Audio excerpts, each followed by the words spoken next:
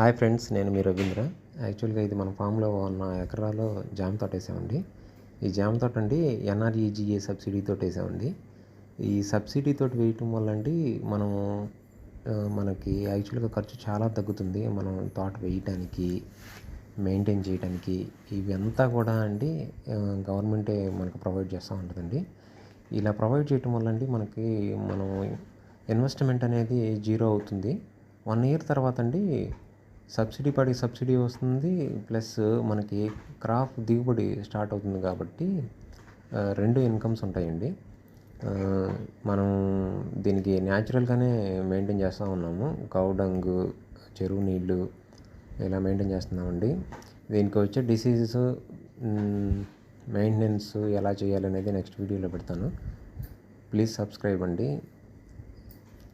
ఇవే కాకుండా మన ఫామ్లో ఇంకా చాలా మొక్కలు ఉన్నాయి. Thank you.